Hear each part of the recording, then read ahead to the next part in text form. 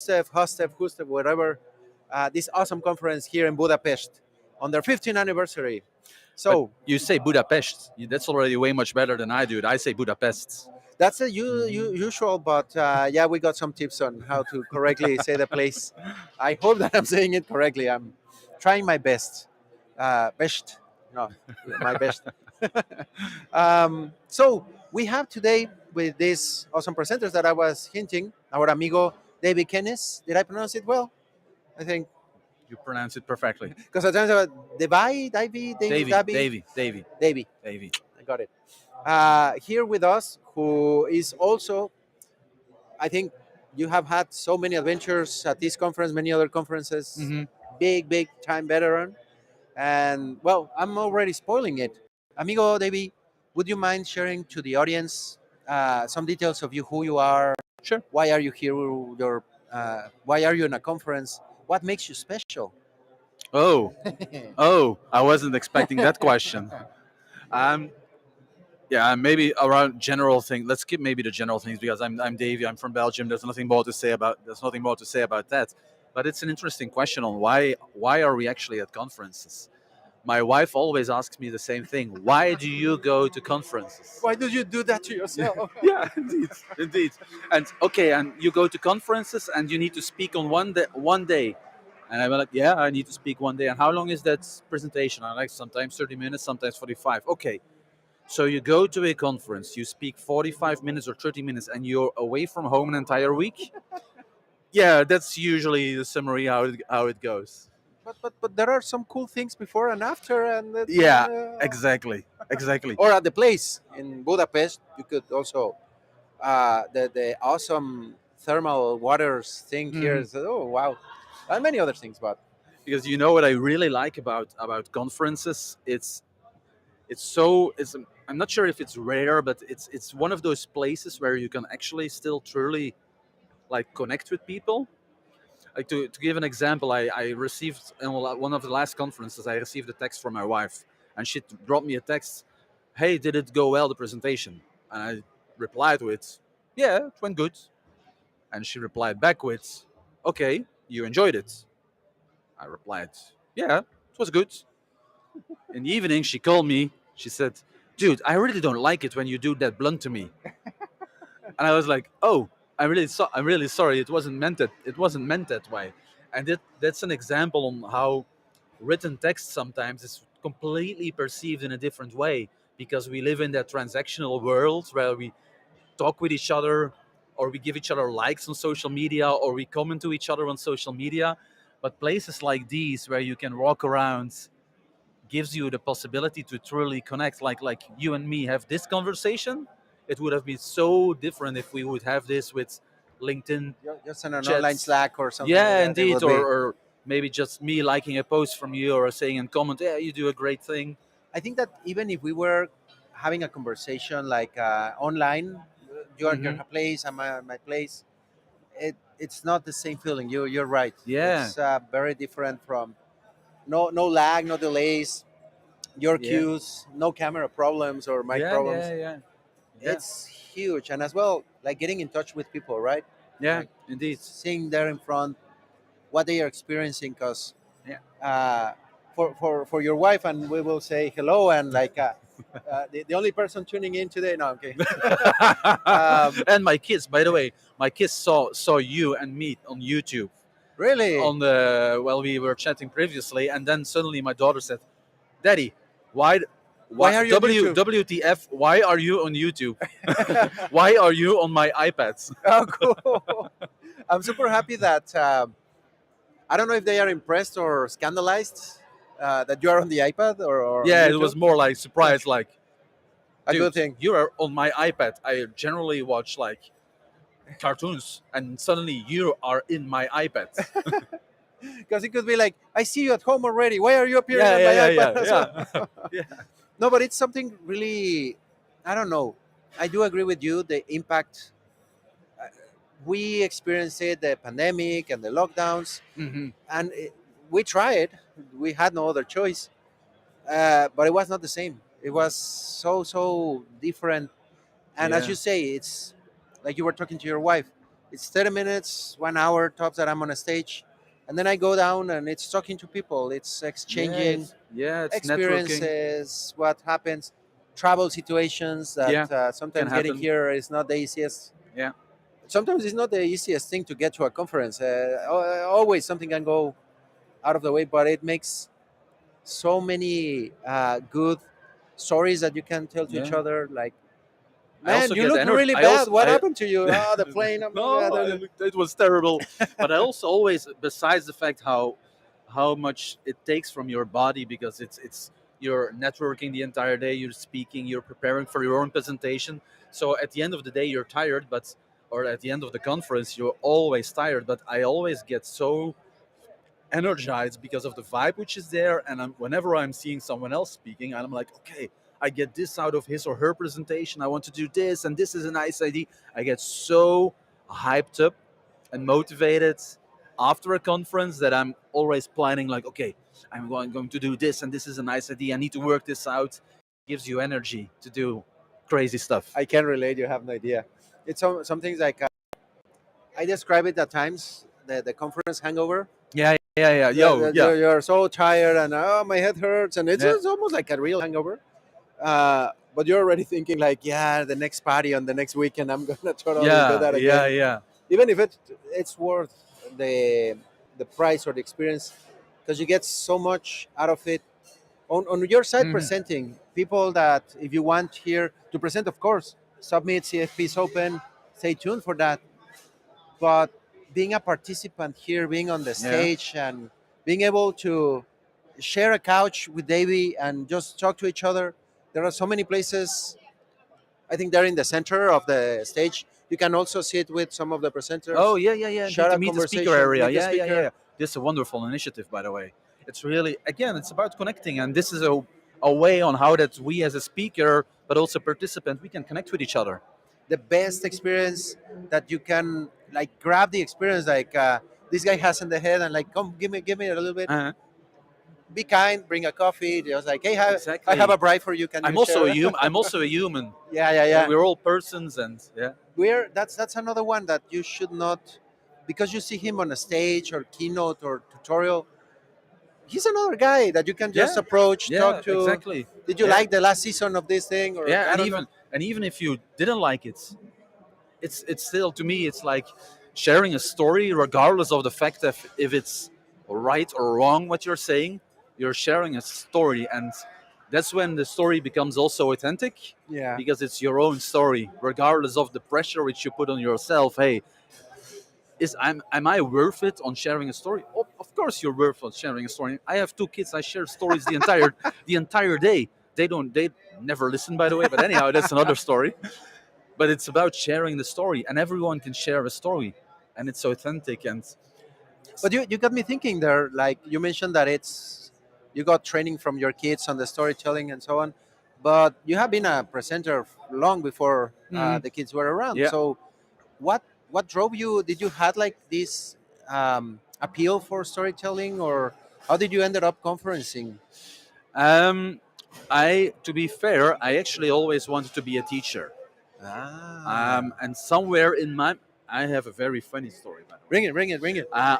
Originally, when I was a kid, my dad told it to me a couple, and now I'm, by the way, spoiling something, because there is a big wall there where they ask you, how did you run into QA. This is Yeah. a part of the story. Apparently, when I was at the first grade in school, you needed to stand in the line, and the teacher was asking to you, what do you want to become when you grow up. I don't remember it, but my dad told me a couple of months back. And apparently I told, Miss, I want to be a writer, because I want to share stories like the stories which I'm reading and which my dad is reading for me. And while my dad asked, why do you go to conference? And I was like, okay, I don't have any idea. And then he mentioned, do you remember what you answered when you were a kid of 6-year-old standing in the line answering to the teacher? I want to be a writer because I want to share stories. And I think that's, to me, the essence of being a conference speaker, telling a story which you love, which comes from right here, from the heart. That's, to me, the essence on why that's I go to conferences to share, basically. And to You to had it learn stories as since you well. were a kid, so it Yeah. was going to happen one way or Yeah, another. and then it shifted to economics because I wanted to be an accountant. That completely faded away. Faded away. I had, yeah, that wasn't successful. You were in economics and Now, accounting, or now when I was growing up, I suddenly wanted to go to accounting. So I changed my mind from going to a writer to accounting, and then I realized, nah, that's too many numbers. This is not for me. This is not for me. And I then mentioned, okay, maybe I should be a teacher. And suddenly, occasionally, I ran into IT and became a QA so you consultant. started as a teacher. No, I graduated with the ambition actually want to be a teacher. So what I'll do is I'll go working for 1 or 2 years, and at the same time I'll do a course to become a teacher. That's how it goes in Belgium. You need to have like a license to be a Ah, teacher, and you can get some courses to be a teacher. wow. So you had it in the back of your mind. You were striving towards. Yeah. What was your first conference talk or the first opportunity that you had to kind of first get to QA? Because sounds it that you did like an interesting jump from teaching to QA, Sorry. from teaching to Yeah. QA. No, I straight after my studies, I jumped into the IT industry, and I immediately became a So you never consultant. went I through never teaching. went to teaching. I never. Ah, I That was completely faded away on a different path. I always had that ambition, but by some reason I never went into getting a teacher. and so you still had that itch. You were already QA-ing, if that's a verb. Yeah. Uh, how did you decide? Like, hey, I'm gonna go on a stage. I want to teach up there, or tutorials, or how did you start it? I'm curious. How did I start it? I need to think carefully now. How did it start? I think it started with a local meetup. I went to a local meetup. It's the Socrates meetup in Belgium. Is it Um, still around? it's still around. Ah, cool. It's an online meet. It's an online meetup, which usually this is for developer advocates, but also QA people. They join it. Ah, It's an online meetup, and one time a year they host an unconference, a physical unconference. Yeah. So I think I once went to their meetup and I saw their people sharing their stories, and I was like intrigued by the stories which are being shared. And then I was like, okay, next month there is another meetup, and you know what? Next month I want to share a story about a book which I'm reading, and don't ask me which book I was reading. I have no clue anymore. And that's basically how it started, I guess. cool. And then I gave some presentations inside companies, and then going to conferences. Wow, it's an interesting evolution. It reminds me a lot. I have a friend in a conference in the States, Hmm. in the US. First time I met her, she was an assistant at a conference, and she's like, "Yeah, but I ended up presenting in a panel because they dragged me, Yeah, and one of the presenters liked me and said like, yeah, you come and join our yeah, yeah. automation panel." And I was like, "Did you like it?"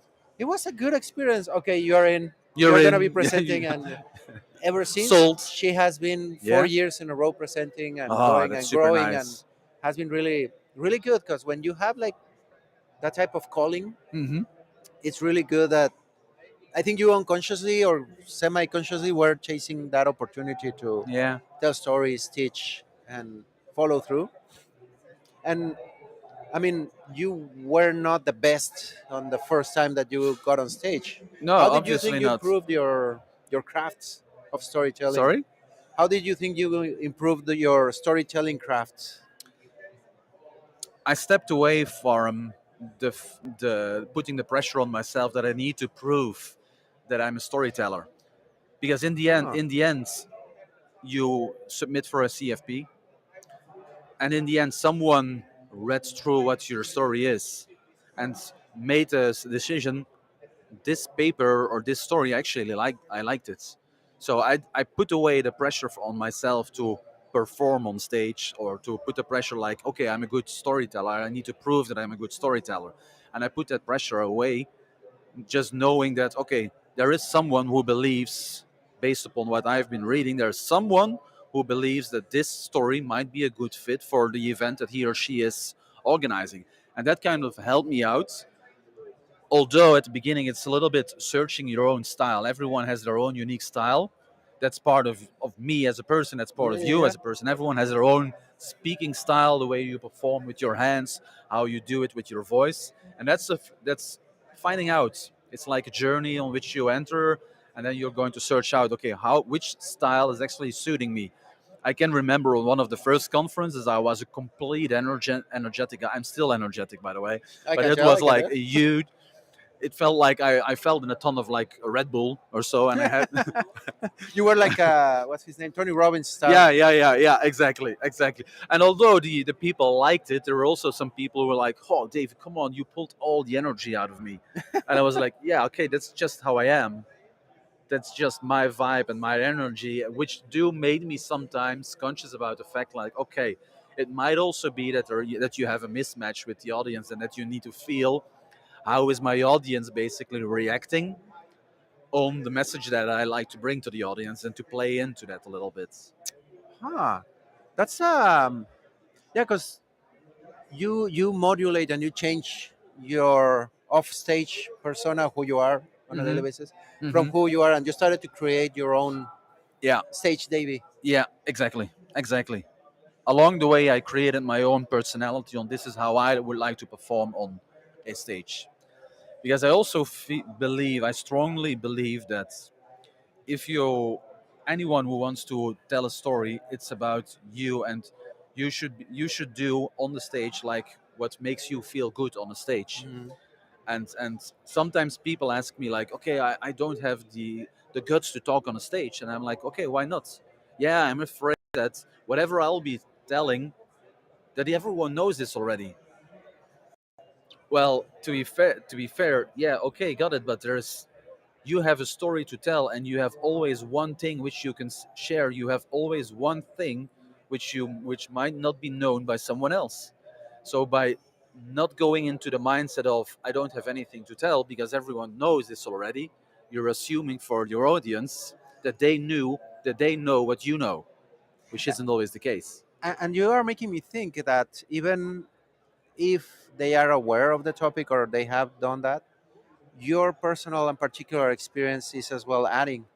To give you a small analogy, I am partially colorblind, and some Hmm. colors is that green or brown? And I tend Okay. to Yeah. do that a lot. Yeah. And then my wife will come and say like, "That's not green. That's very brown." I'm like, "Oh," because from her presentation, Yeah. Yeah. my Yeah. my Yeah. Yeah. Yeah. perspective was Yeah. opened, and not necessarily that as an audience they are confused or, Yeah. Yeah. but your different point of view will add to a Oh, yeah. perspective. Maybe if they already know it, well, it's reinforced that I'm doing the Yeah. right thing. So Exactly. don't be afraid of Yeah. those Indeed. situations. Indeed. And I it's not about whether that's the correct color. It uh-huh. doesn't matter if it's brown or green. It's about you being there on stage, sharing something authentic, and we should not be scared to be ourselves. uh, that made me remember there was a talk that I did. It was a meetup. I was talking about something, and the color thing that, let's say we have a green door in front of us behind camera. Yeah, about Yeah. the green door and about the green door. Everybody was so confused. It wasn't green. Until someone walks on stage like, "Hey, the door is red." What? Okay, What? sorry everybody. What? Is there a door? Okay, I made you think about colors at the very least, and but there's an effect that you create, and I Yeah. think that that's even like you made me think a lot of storytelling and movies Hmm. in special, where it might not be the best story at all or Yeah. something like Yeah. that. I watched the Super Mario movie, Okay. Which one? Which one? Which the one? Which newest, one? the The newest latest one? one. Oh. Chris Pratt voicing Yeah. Mario, Yeah. Yeah. and the story is not the best, but some of the things in the movie looking at so exactly like the game Uh and huh. being represented gave me a feeling, and I think that the audiences come from that feeling, From that that feeling. Yeah. special Yeah. Yeah. Yeah. je Yeah. ne sais quoi that happens when Yeah. a speaker with a Yeah. very particular style is kind of bringing those sparks in them. Bringing those elements or those flavors inside, and this is a nice analogy because the feeling which you get when watching to a movie, you paid to see the movie, so Yeah. you paid to see a movie where you get a certain feeling out of. And sometimes we also forget, whenever we're a speaker, people paid a ticket, they purchased a ticket. It was a conscious decision. I want to go to USTEF in Budapest, and I buy a ticket. I spend my own money to buy a ticket. I spend my own money to buy an airplane ticket and to go and watch and see a talk. So, as a speaker, I bear this in mind. Those are people who paid to hear me telling a story. So, I want that everyone takes something out of it and has a certain feeling whenever they go back home. And you're making a very good point, because yeah, there's some sort of stage pressure that you Hmm. feel like, Hmm. yeah, all these people are paying for me to come and babble on top Yeah, of yeah, yeah. the stage. They are looking for knowledge and new information, most probably, or reinforce or the different version. Yeah.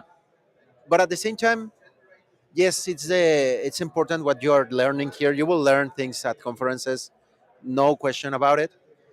But the delivery as well is another element that, of course, I could learn the new way of, I don't know, train through general AI and Yeah, have yeah, it yeah. and present it on stage, just with technical terms in a written long text slide in PowerPoint. The audience will be like, yeah, this is truly world changing, Yeah. But is but this? But is this? I'm bored. Is this door red or green? Is there a door? I don't know. I don't know. What is No this? one has Yeah. mentioned that door, so I'm bored. I'm not engaged, and Yeah. that's I always remember from my mom. She used to say about the red cells and the white cells in the body, Yeah. Yeah. Yeah. Yeah. Yeah. globules, something like that. And because a teacher, when they were explaining that to her, had little soldiers dressed up in red and dressed up in Oh. white, so Oh. she never forgot that because it was Yeah. a cute Yeah. You story. you see this the small toy store. Exactly, and Yeah. that delivery, some presenters that we have seen, Mm-hmm. some bring toys to stage, Yeah. get dressed up in Get ways dressed that up. will Yeah. catch your attention. There are multiple tricks that. Do you have any particular trick that your stage Davy persona does, or that you Yeah. recommend people to do? Yeah. Yeah. I have a trick, and do you want to know? Do you want to know a nice thing?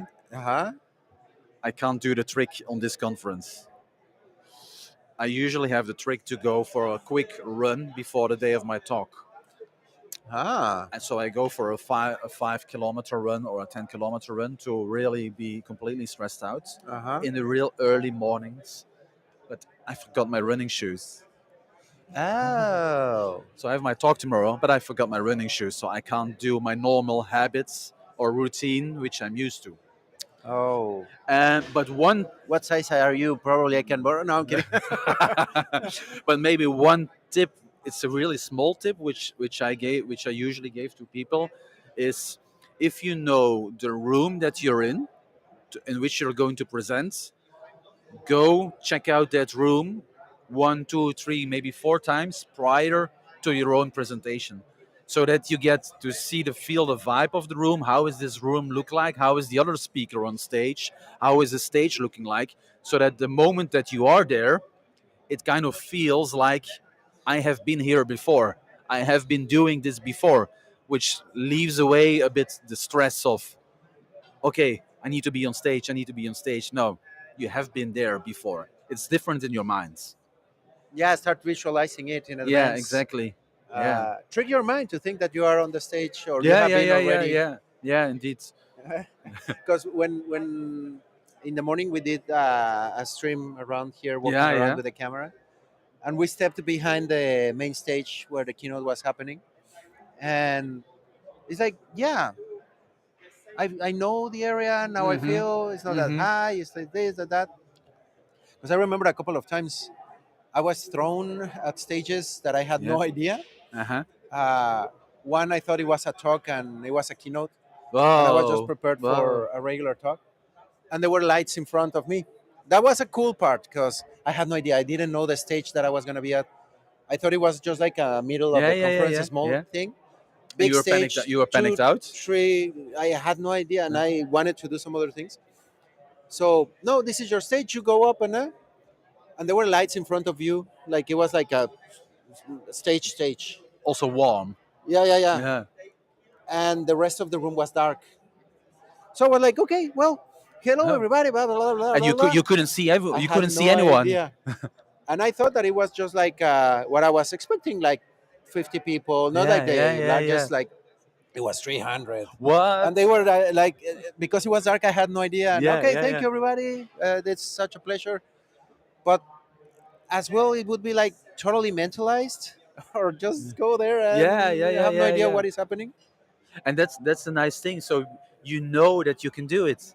You know that you can do it, but sometimes people have that much of stress that they suddenly fall into a trap like, oh my god, I can't do this. I can't do this.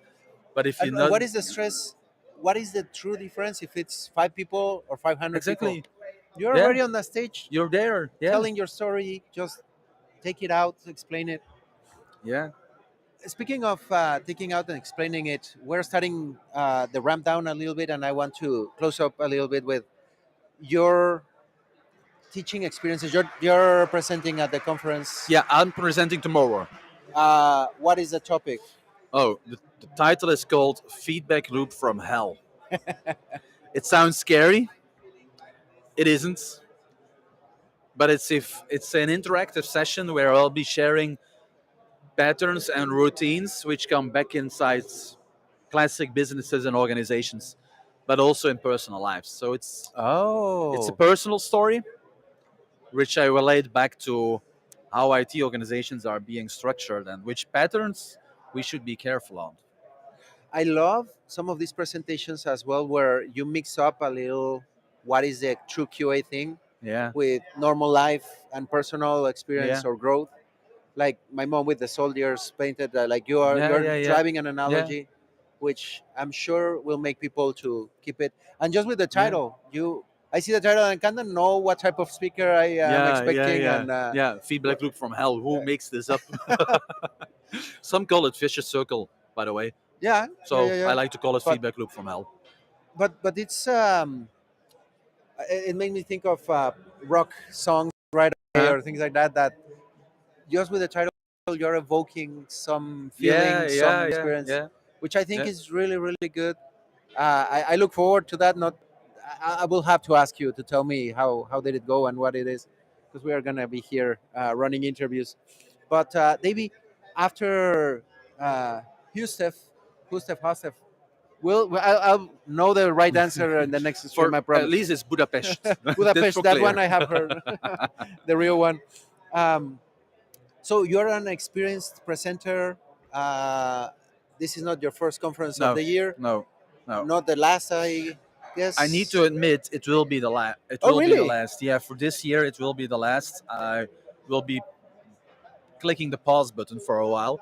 Not for next year, but for this year it will be the Yeah, last because I have been asked to present on conferences also next week, but it really didn't make my planning in terms of work. Also, I've now on new staff, um, and otherwise it would have been 2 weeks in a row. So it's tough it's when you getting do those tough in things. terms of private lives as well. Again, I have 2 kids, so No, no, yeah, that's well personal life, and it's not only. I mean, it's super fun. As I was saying, partying out.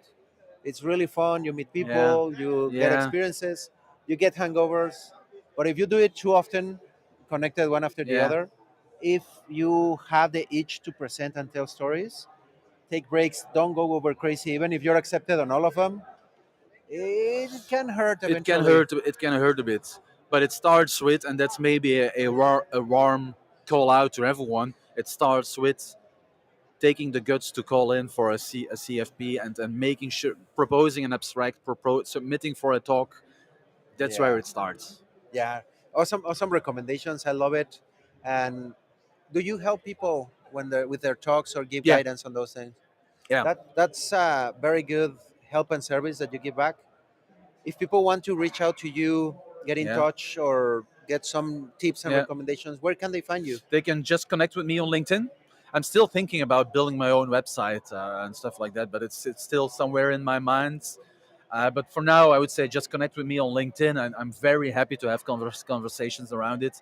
One tip: don't do a copy paste from someone else. No, no, no, no. That's Make your own style. It's not like, oh, I love this speaker, I will copy paste him or her. Don't do that. Don't do that. It's like telling the same joke which someone else told. that's not feeling the same way as that person telling a joke. It's you just remind me a quick story. I think it was a documentary about Katy Perry. Katy Perry, yeah, yeah. And when she started, she was told like, "Yeah, you could be kind of like the new Madonna or Uh something huh. like that." Uh huh. And she was like, "Why can't I be the Katy Katy Perry? Perry, yes, Like exactly. become Why? myself." So Yeah, indeed. give it a try to that. Yeah. Be Submit your you. CFPs. Be Be you. you. Be Be you. yourself. Be yourself. And with that, I highly recommend you to get in touch with Davey. His name is here on the screen. You can reach out on LinkedIn, have a message, and ask your questions. Be original. Don't be afraid, and There we go. get on the stage. Tell All your right. story. I love it, amigo. All Thank you right. very much. Has Thank been you. an awesome conversation, and well, there you have it. All Reach right. out, our amigo Davey, and for now, we're gonna wrap it up with these with these. Starting Yeah, the I master was class. screaming earlier with the masterclass. So we're gonna cut it here. We have another interview later today in a few minutes, actually. So stay tuned. This is not over yet. All This right. is the first day of Hustev, whatever. I promise I will know the right one in a moment. Stay tuned. Take care, and I will see you in a moment. Adios, everybody. Adios, baby. Ciao, ciao. Adios.